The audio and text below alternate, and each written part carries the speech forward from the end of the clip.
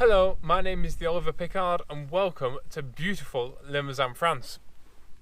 A couple of weeks ago I was driving Jolene and I went round a corner and felt a vibration off centre, just as you start turning. And that's usually a sign of wheel bearing failure. So I've ordered some wheel bearings, I've just done the other side and now I'm going to do this side on video. The first thing I need to do is take off this split pin. The reason why I usually do one before I do one on video and I don't just do the first one on video, one is I've never actually done a 2CV wheel bearing. I've done wheel bearings before, but not on a 2CV. And they're a bit different. The other thing is that the split pin's not even in properly. The other thing is that I like to be able to think while I'm working. And so if I can think while I'm working and do the first one and get it all down in my head of what I'm doing, then I can actually talk to you guys while I do the rest. Right, I need a big socket now to take this nut off, because the thing that we're changing is in there. There are two main pivots or bearings on a 2CV. On the front there is the kingpin, which goes in the bottom and runs up through. And there is the second one, which is the wheel bearing, which is the one that the shafts and everything and the wheel actually rotates on. Thankfully, and it's quite funny because another YouTuber with a 2CV had an issue with their kingpins a couple of months ago, something, and a commenter on Facebook said, "Are your kingpins okay, Ollie?" And I said, "Fortunately, the last owner of my car completely rebuilt it all, apparently." So I said that and then my wheel bearings went. So I don't know what the situation is. On the other side I had a bit of a surprise, but I'm going to hold off on saying anything until we have a good look. And to do that I need to take this nut off. There we go.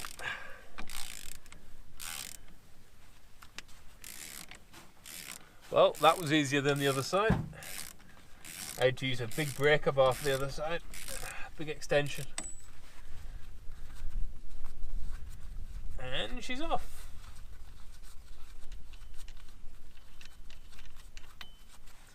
Cool. So now that I've taken the nut off, I need to jack up the suspension arm in order to take the shaft out the side. And to do that, I'm going to use this is a Toyota Suzuki jack and a drill. And it's too low. Jack Jolene up a little more. And now I can jack my suspension arm up. The reason I'm doing it like this is because it's the easiest way. Put it slightly off centre, pop my jack in, let it load up, and then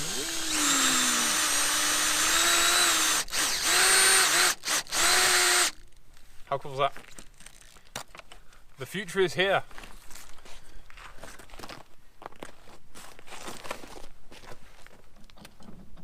That's just simply a jack handle with the end cut off.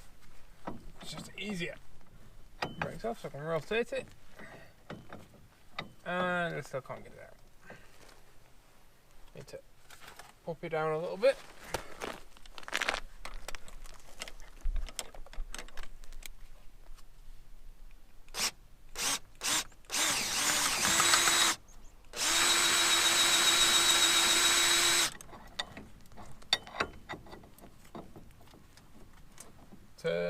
Turn, there we go. And that is by far the easiest way to remove a 2CV drive shaft. Now this is the other reason why I'm wearing gloves. I'm just going to get some paper and clean everything up, because there's one thing I can't stand, and that's working on a car that's a mess. And obviously, like, these were orange gloves. So we're going to clean it all up first before I do anything, because it's a greasy mess back there.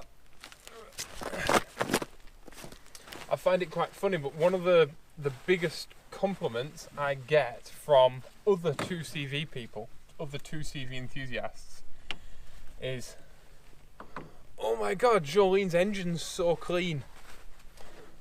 And the reason for that is because you can't work on anything that's an oily, greasy mess. You can't see what's wrong, you can't see any problems. Like, you need to know if something's cracked, you need to be able to see it. If something's leaking, in an oily mass, you'll never see that leak. And so the first thing, like when you look at a professional rally car, they are spotlessly clean. You could eat off the engines. And the reason is that in order to do the mechanic's job properly, you can't have an oily, greasy mess to work on.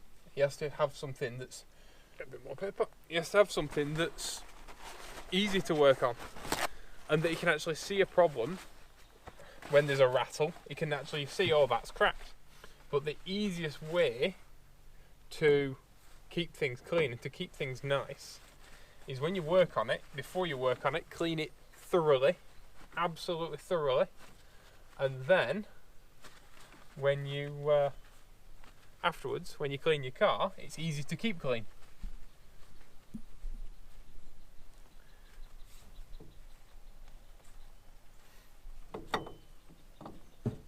Because it's not supposed to be a gross mess.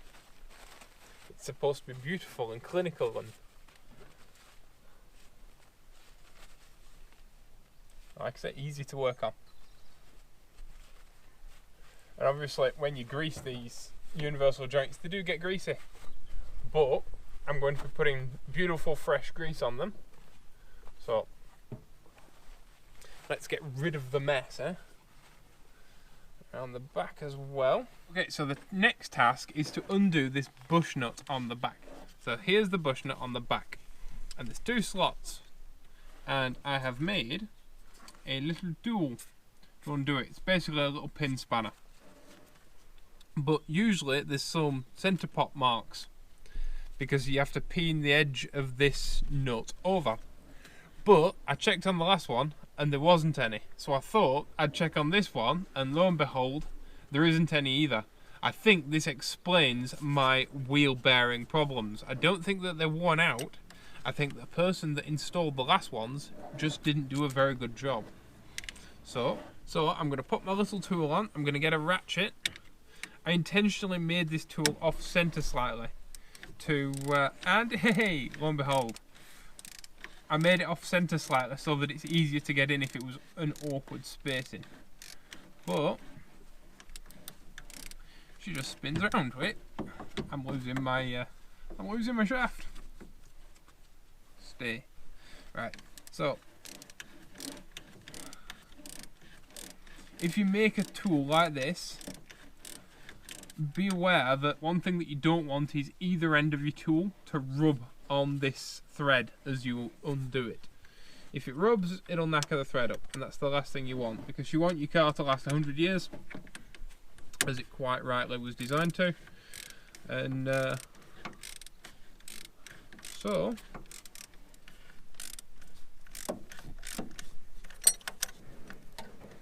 and out she pops. Ta-da! And she's a greasy mess as well. But as you can see, the cadmium plating is completely maintained. It's a new bush nut. She's like new, but when they've peened her over, they've done a pretty rubbish job. Usually, you'd have to drill these marks out.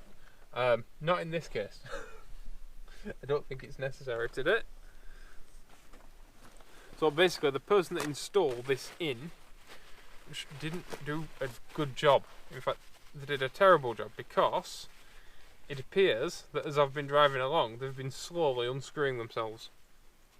Which is very bad, because this is the back to the bearing. If you clean everything up as you go along, it might seem a laborious process, but then when you go to put everything back together, if you've cleaned it all, you're putting nice new parts back on your car, or nice clean parts back on your car, and new parts. And so nothing's cacked up, and then everything looks beautiful at the end. You should see me the other way, it looks like you'd eat off it. Superb. And there's nothing makes me happier than not working on oily, rusty horribleness. You can actually see the bearing now. This is the bearing, and this is the thing that we want to change.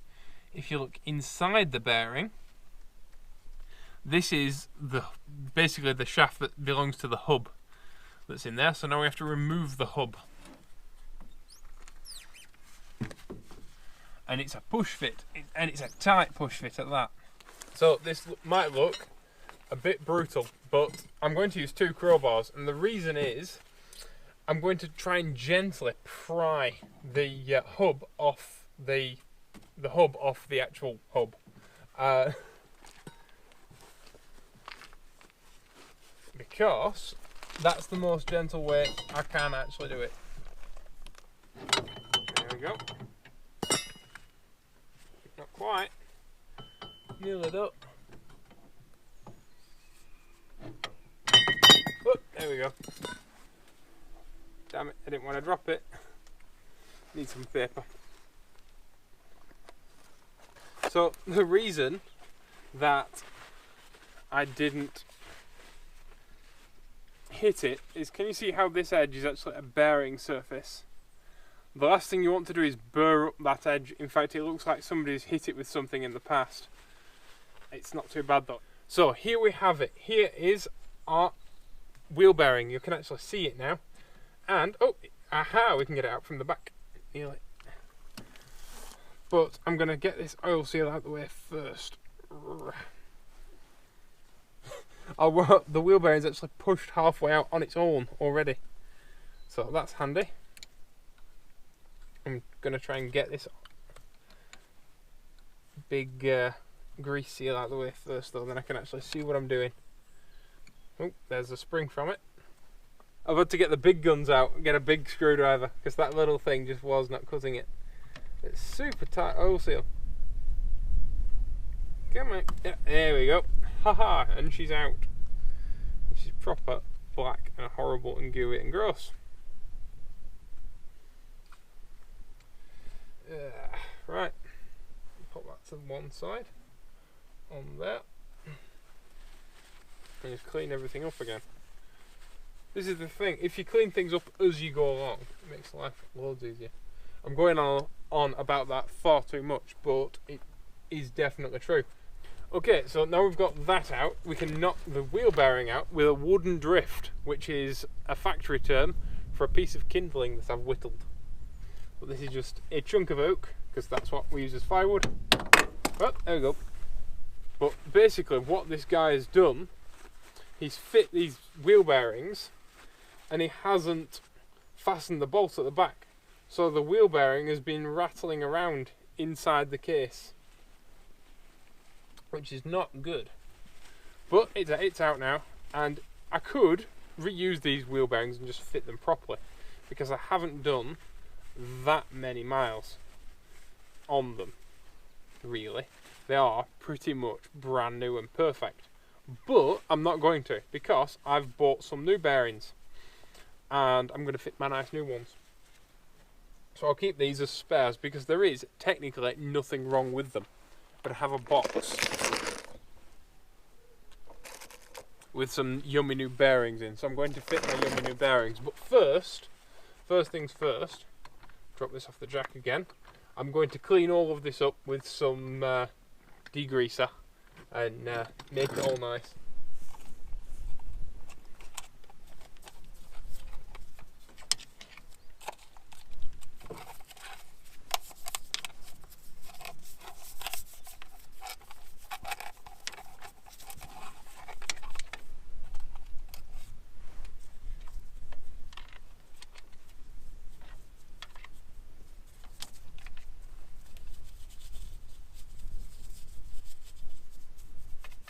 Just clean it all up now. The reason I've given it such a thorough clean all the way through is because I really don't want to take all of this apart ever again. And it's autumn and the roads are full of cow muck and horrible leaf litter goo and all of that stuff. And so the better I can clean all of this, the better it'll all be. like I say, I'm never going to take it all apart again, and I don't want to get any leaf litter goo or cow muck juice or, you know, any horribleness in my reassembly. When I reassemble it, I'm assembling nice clean parts, so I want to put them on a nice clean car.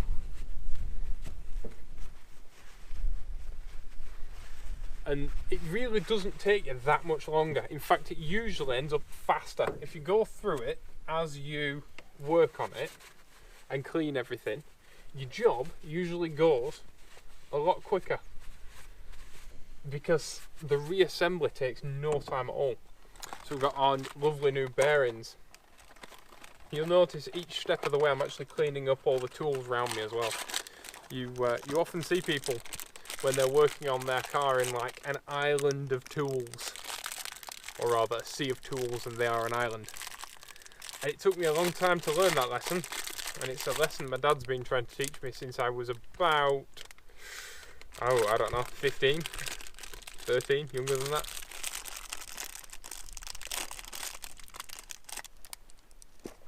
So this is our lovely new wheel bearing. It's the same as the other one, but it's original equipment type stuff, and it's the same, but it just doesn't have a retainer, so you've got to be really careful that you don't lose your balls, because the last thing you want to do is lose your balls. I'm going to pop this back in for a moment while I re-grease my bearing case.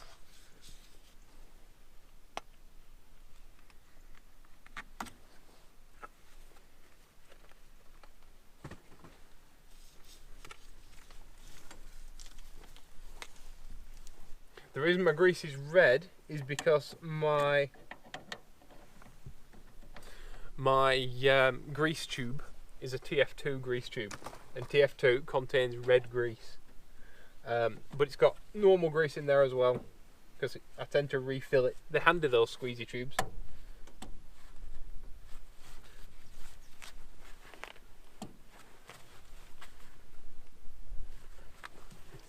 Press it in as far as you can by hand. So I've just had a look, and I don't have a socket this big. I might do somewhere, but it's not easily available. So what I'm going to do, I'm going to use my old bearing, because it's a heck of a tough little thing, and I'm going to place it behind. Just give it a turn. Turn it, can you see that alright? I'm just going to place it on, and I'm just going to tap it round with my mallet.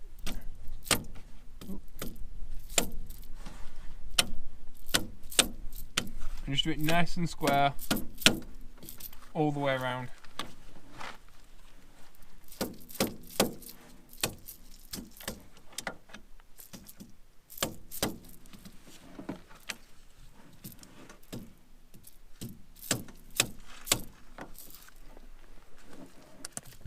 We're in nearly.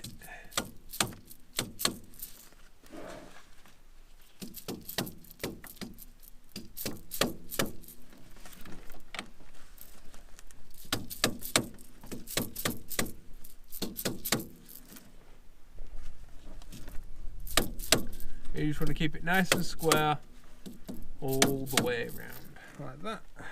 We're nearly home, and I think we're home. This mallet is not really an advantage over a normal copper mallet, I must say. I'm going to put my old bearing back in the box, because it's actually still brand new. But I want to know that she's right, I want to have confidence in it. And so that'll sit on a shelf. But this deadbolt hammer is pretty knackered actually, but it's not really much of an advantage over an old-fashioned copper mallet. It's got balls in and it's super lightweight, but the idea is that when you hit it and then the balls shoot like a millisecond afterwards, and so all the kinetic force goes into the thing you're hitting instead of the hammer hitting and then bouncing. But a normal mallet, you know, a normal copper mallet doesn't bounce, so it's as broad as it is long. It's fancy tools, but it's knackered actually. So my last copper mallet, I think, was 70 years old. So yeah, maybe new's not as good as old-fashioned. But you guys all knew that already. I've got a fresh new rubber seal here, and you need to come around to the front. I'm going to bosh plenty of grease inside my bearing case.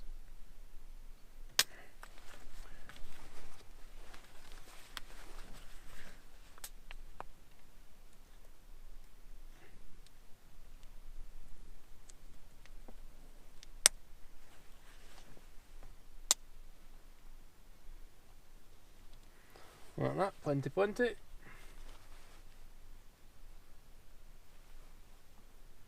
Like I said, a tool like this, a little squeezy tube, I use this in my ride height video because I've just lifted Jolene to make this job easier, but also to make power washing her underneath easier and stuff during winter, and to get her out of the bad weather and out of the salt and goo that's on the roads. But I use this to do my knife edges, to grease my knife edges, because it has a nice little nozzle and you can shove it in. But when you're working on your own, it's nice to have tools that you can handle as one person, whereas a grease gun can be quite ungainly sometimes.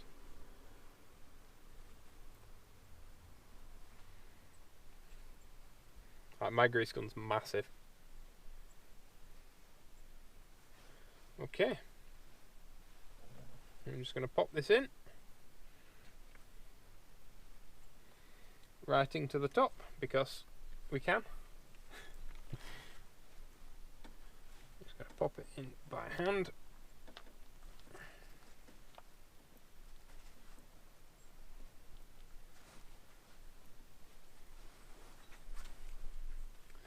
So there we go, and you want to leave about a 1.5mm gap in between the seal and the casing, the hub.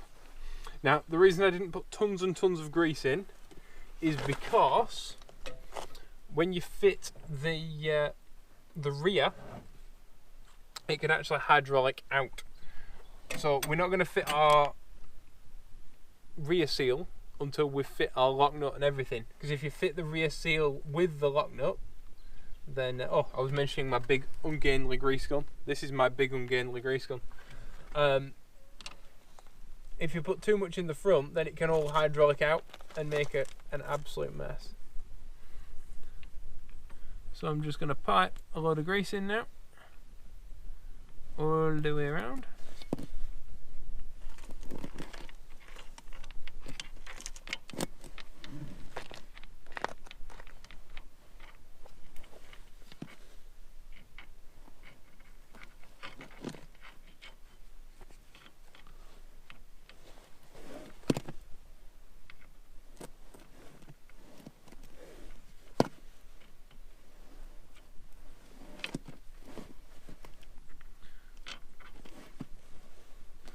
Okay, that'll do us.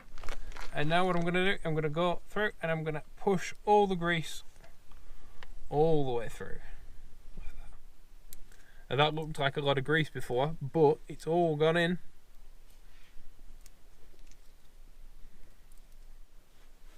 And see how this job's made nicer? Now it's all clean and tidy. And now we have to replace the seal that's in the bush nut so we can clean up our bush nut. So I'm just going to put it on an edge and simply curb stomp it out like that. Just hook your screwdriver in and pop it out.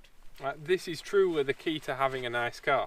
If every single job you do with 100% care and attention to what you're doing, and you clean everything up as you go, you know, there's no car that doesn't deserve this much care and attention. And if you give it this much care and attention, it'll be a wonderful, wonderful thing. And if you look after her, she will always look after you. Okay, pop the bush nuts in.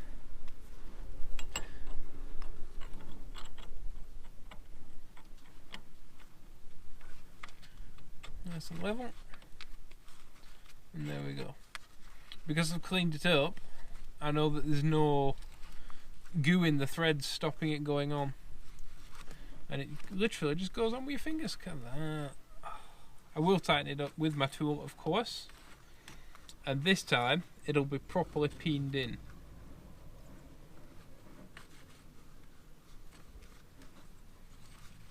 if you fit your seal and then you tighten this up, it can actually push the seal off with the grease. Put my tool in.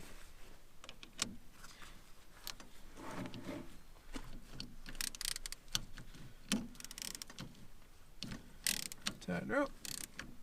Right, so the seal goes in with the open end in, so you get the nice edge. I'm gonna line it up again because I can. OCD.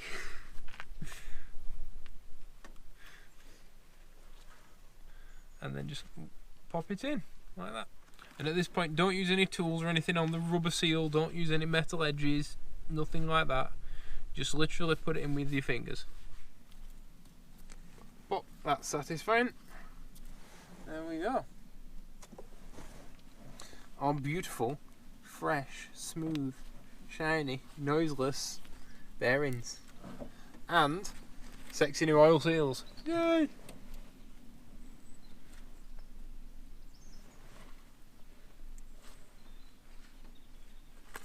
And it's all clean and lovely. You know I'm going to wipe it down after I do this to get rid of any excess grease, because it's nice to work on nice things.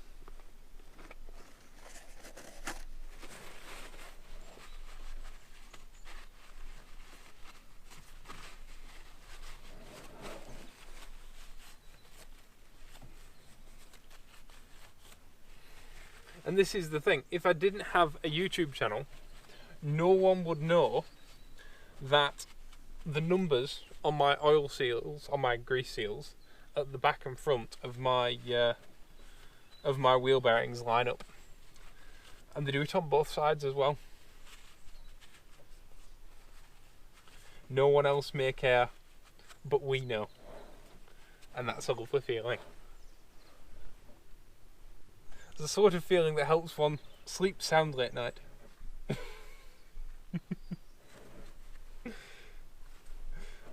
If you are this nerdy, let me know down in the comments below. Pipe a load more grease in, because I can. Because now is my last chance.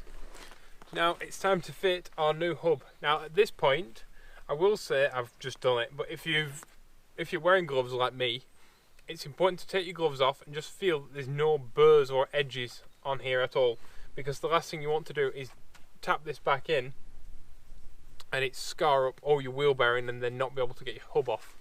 That's the other reason, like I said, when we took this apart, we didn't hit it from this side at all. It's super, super important that you don't.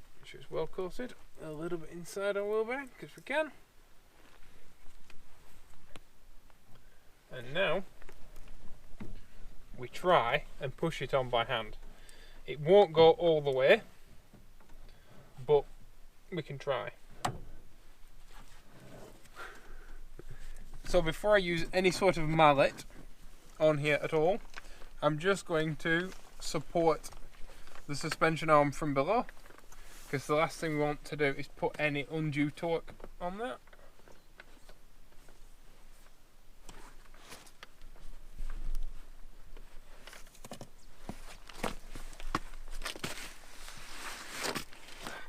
Check this out, proper copper hammer. How lovely is that? But as a thing to own, a rattle's alright, but a proper hammer's better.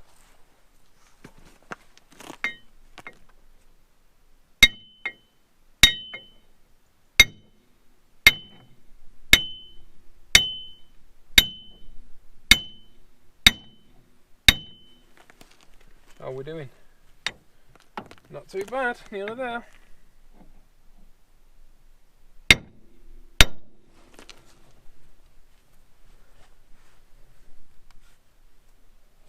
By Jove, I think we've got it. So we don't make the same mistake as the first chap, but now we're going to centre pop the bush nut at 90 degrees where it meets the casing, and simply thusly, and then again on the other side.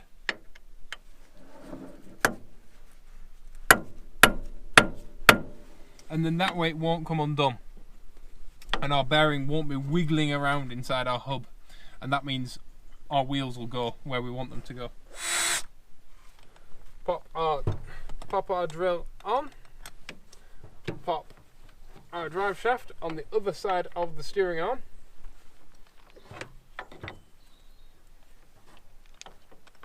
and click it over. Up she goes. Let's give ourselves a bit of room and mate our drive shaft with our hub, and she's home. There we go. Now we need our castellated nut back on, and then it's time to put the split pin in. I've got my big bar and my ratchet. I'm not using a torque wrench because it's currently out of service. Needs is a new one. But don't worry, fear not, because my arms are perfectly calibrated.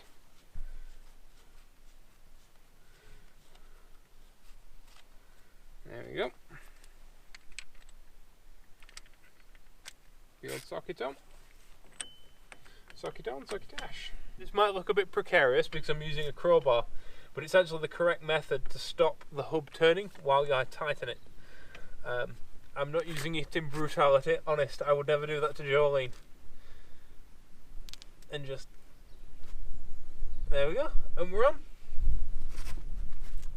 Doesn't take much, but you know now that the hub is correctly seated onto the bearing and onto the drive shaft.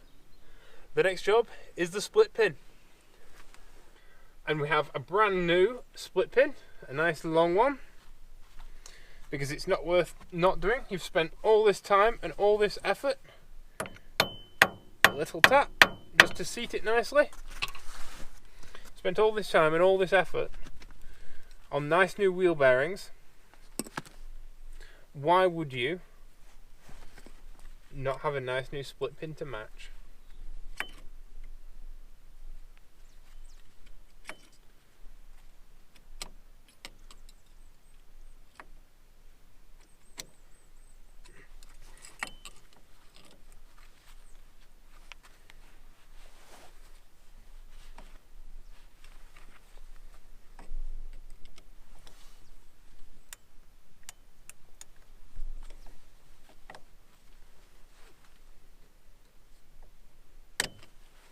Fresh wheel bearings, smooth motion, it's a thing of beauty. But before we do anything else, before we put the wheel back on, I'm going to take a moment and I'm going to grease all my oh, wrong way, there we go. I'm going to grease my kingpin and I'm going to grease my universal joint and all that jazz, because we want it all to last as long as possible. Now's the perfect time because we can really get in there. And anytime you can get in there, even if it hasn't been long since you last did it, it's always the time to do it. And now that we've cleaned everything off, I'm just going to take the tissue that I've just wiped, or the piece of kitchen roll that I've just wiped up all my excess grease with, and I'm just going to give everything a fine coating. And the reason I'm going to give everything a fine coating is it stops everything going rusty and it keeps everything nice. We've cleaned up all the mess, so now we're just going to give everything a fine coating of grease just to make sure through these dim and salt filled and nasty road gooey winter months that all our nice hubs stay nice. And I'm going to do the top one as well because I'm here and it's a pain in the backside to get to from inside the engine bay. So there we go, our wheel bearing changed, all silky smooth, cleaned and freshly greased. My next job on Jolene will be to set the tracking, but that's going to be in a different video, so you've got something to look forward to. But it took no time at all to do this. I've been filming for about maybe 2 hours, but it always takes longer to film something and do something than to actually do it. So to give you a proper context, we've changed 2 wheel bearings before lunch. So speaking of that, I'm going to go and have my lunch. If you liked this video, please click like. It lets me know that you like this video, and it also lets YouTube know that you like this video, which is even more important because they can recommend it to other people. You can recommend it to other people yourself, and that's a huge, wonderful thing that you can do for me. I don't want your money, I just want your support. And if you want to subscribe if you're new to this channel, and you'll get more videos like this twice a week on Wednesdays and sorry, that's when I upload them. Tuesdays and Saturday mornings, 7 AM French time, which is GMT +1. What else? If you've got any comments or questions, please leave them down in the comments below. Please be awesome to each other, and I'll see you all in the next video. I'm going to put my wheel on, and I might just go for a sneaky drive before lunch. Bye bye.